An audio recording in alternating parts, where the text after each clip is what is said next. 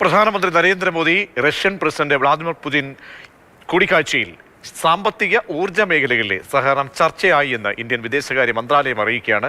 Ukraine ഉൾപ്പെടെ പ്രാദേശിക ആഗോള വിഷയങ്ങളും ഇരു നേതാക്കളും ചർച്ച ചെയ്തു. ഇരു രാജ്യങ്ങളും തമ്മിലുള്ള പങ്കാളിത്തം ശക്തമാക്കാൻ നേതാക്കൾ തമ്മിൽ ധാരണയായെന്ന് വിദേശകാര്യ മന്ത്രാലയം വ്യക്തമാക്കി. അർജുൻ പീതാംബരം ചേരുന്നുണ്ട്. അർജുൻ, ഏതൊക്കെ മേഖലകളിൽ സഹകരണം ഊട്ടിയുറപ്പിക്കുകയും പുതിയ കരാറുകളൊക്കെ തന്നെ സ്ഥാപിക്കാനുമാണ് തീരുമാനത്തിലെത്തിയിരിക്കുന്ന ഇരു രാജ്യങ്ങളും? പ്രജേഷ്, ഏറ്റവും പ്രധാനമായിട്ടും സാമ്പത്തിക ഊർജ്ജ മേഖലകളിൽ തന്നെയാണ് ചർച്ചകൾ കൂടുതലും കടന്നു വന്നത്. മാത്രമല്ല, 1 മണിക്കൂർ നേരം നീണ്ടു നിന്നിട്ടുണ്ട്. ഇരുവരും തമ്മിൽ വലിയ രീതിയിലുള്ള സഹകരണം, അതായത് ഇന്ത്യയും റഷ്യയും തമ്മിൽ വലിയ രീതിയിലുള്ള സഹകരണമുണ്ട്.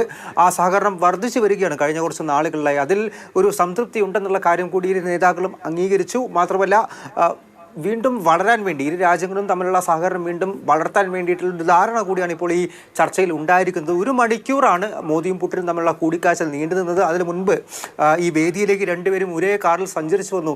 3/4 മണിക്കൂർ എടുത്തു വേദിയിലേക്ക് എത്താനായിട്ട്. ആ സമയത്തും അനൗദ്യോഗിക ചർച്ചകൾ വാഹനത്തിനകത്ത് വെച്ചുണ്ടായി. അത് പുടിനും മോദിയും തമ്മിൽ വളരെ സ്വകാര്യമായിട്ടുള്ള സംഭാഷണമായിരുന്നു. അതിൽ അമേരിക്കയുടെ ഈ വ്യാപാര കരാറുകൾ അടക്കമുള്ള കാര്യങ്ങളെല്ലാം തന്നെ ഇന്ത്യക്ക് മേലെ കൊണ്ടുവന്നിരിക്കുന്ന ഉപരോധങ്ങൾ, മാത്രമല്ല അതിന് കാരണമായിട്ടുള്ള റഷ്യൻ എണ്ണ ഇറക്കുമതി തുടങ്ങിയിട്ടുള്ള എല്ലാ കാര്യങ്ങളും ഇരു നേതാക്കളും ചർച്ച ചെയ്തിട്ടുണ്ട്.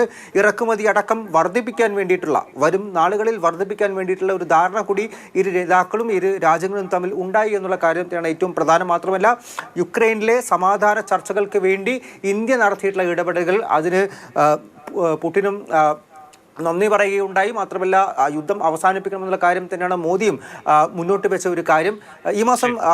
ഈ വർഷം അവസാനം ഡിസംബർ മാസത്തിൽ പുടിൻ ഒരു ഉച്ചകോടിയിൽ പങ്കെടുക്കാൻ ഇന്ത്യയിലേക്ക് വരുന്നുണ്ട്. അതിലേക്ക് ഉറ്റുനോക്കുന്നു എന്നുള്ള കാര്യം കൂടി മോദി വ്യക്തമാക്കിയിട്ടുണ്ട്. ശരി അർജുൻ.